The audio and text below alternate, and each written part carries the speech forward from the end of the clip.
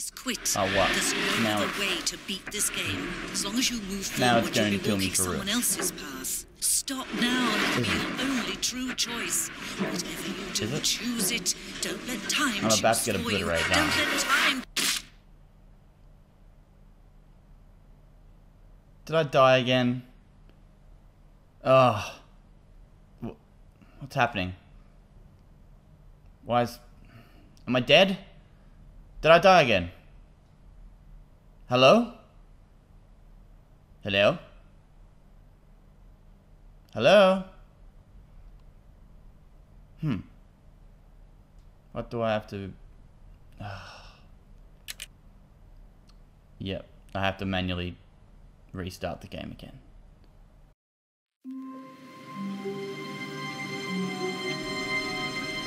No, not again.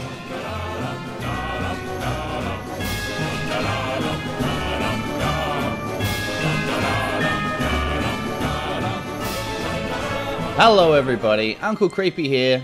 This is part 3 of the Stanley Parable. Now, last time, I came to a room called the Mind Control Facility. I stupidly did the wrong thing, like I said I wasn't going to, and I went down the escape path. Wasn't really an escape path, more like a death path. So, I think I know how to do it now. I'm going to go straight there, straight to the Mind Control Facility. Feeling a wave Try of not to deviate from what Stanley the decided to narrator go wants up to me his to do. boss's office. Coming Like to a a good little staircase, employee. Stanley walked upstairs to his And boss's hopefully office. we can get through the game on this run. So we'll... Stepping into his manager's office, Stanley was once again stunned to discover not an indication of any human life. Shocked, unraveled, Stanley wondered in disbelief who orchestrated this. What dark... Stanley was in such a rush to get through the story as quickly as possible, he didn't even have a single minute to just let the narrator talk. That kind of anxiety isn't healthy, so he relaxed for a few moments with some calming New Age music. Alright, I was joking. No, don't play New Age music. Open the door. Ugh.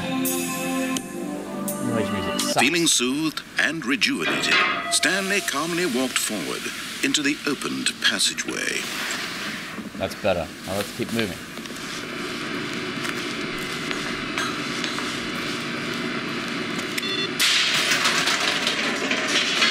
Elevator to hell. Descending deeper into the building, Stanley realized he felt a bit peculiar.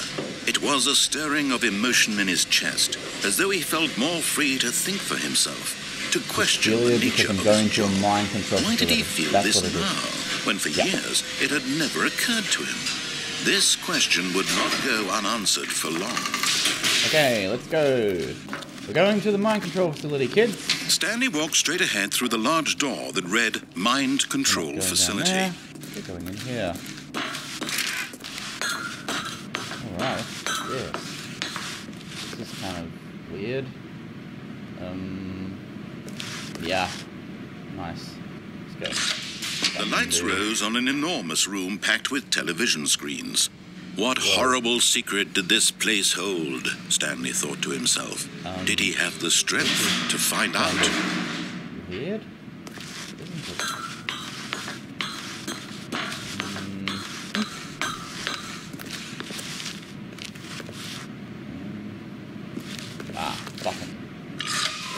Now the monitors jumped to life, their true nature revealed.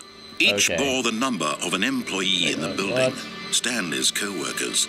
The lives of so many individuals reduced to images on a screen, and Stanley, one of them, eternally monitored in this place where freedom meant nothing. This place is pure evil! Okay, let's keep going.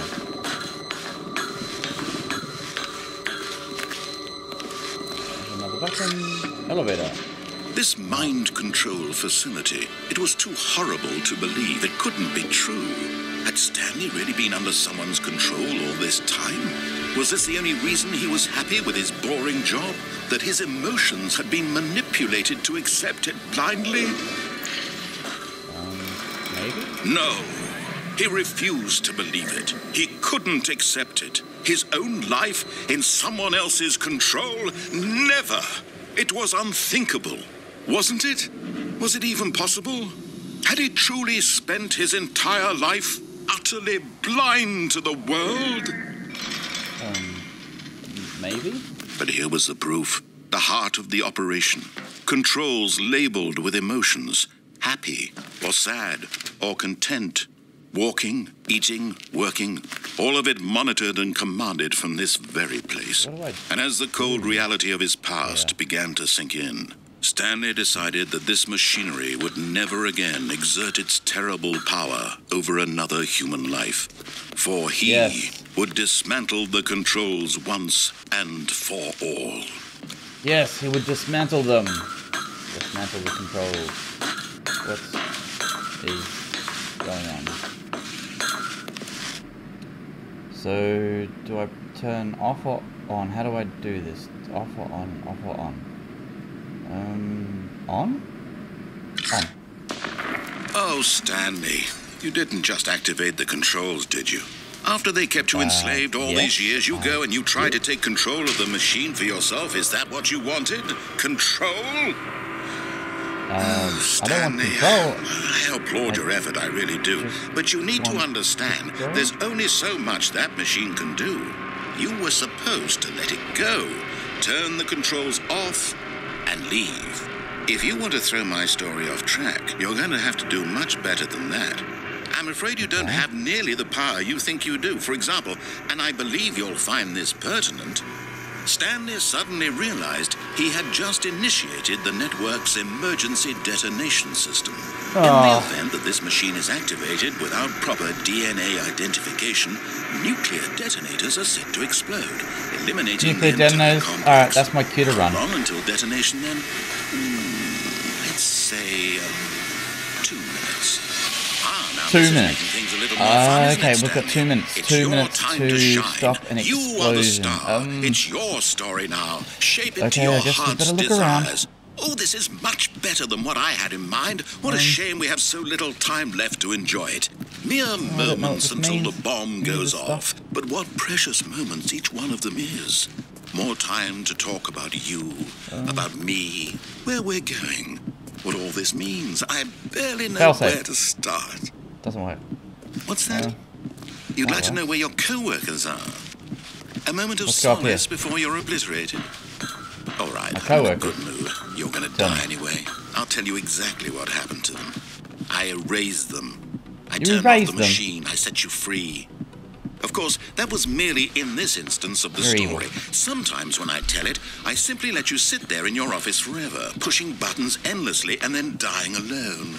Well, that's just nasty. Other times, I let the office sink into the ground, swallowing everyone inside, or I let it burn to a crisp. I have to say this, though. This version of events has been rather amusing. Watching you try to make sense of everything and take back the control wrested away from you, it's quite rich. I almost hate to see it go. But I'm sure whatever I come up with on the next go-around will be even better. My goodness, only 34 seconds left. But I'm enjoying this so much. You know what? To hell with it. I'm going to put some extra time on the clock. Why not? There's 3. These are precious additional seconds, Stanley. Time doesn't grow on trees. Oh dear me, what's the matter, Stanley? 1 minute 41. Is it that you have no idea where you're going or what you're supposed to be doing right now? Or did you just assume when you saw that timer that something in this room was capable of turning it off? I mean, look at you. Running from button to button, screen to screen, clicking on every little thing in this room. These numbered buttons, no, these colored ones. Or maybe this big red button, or this door. Everything, anything, something here will save me. Why would you think that, Stanley? That this video game can be beaten? Won? Solved? Do you have any idea what your purpose in this place is? Stanley, you're in for quite a disappointment. But here's a spoiler for you. That timer isn't a catalyst to keep the action moving along. It's just seconds ticking away to your death. You're only still playing instead of watching a cutscene because I want to watch you for every moment that you're powerless. To see you made humble. This is not a challenge. It's a tragedy. Well, you wanted to control this world, that's fine.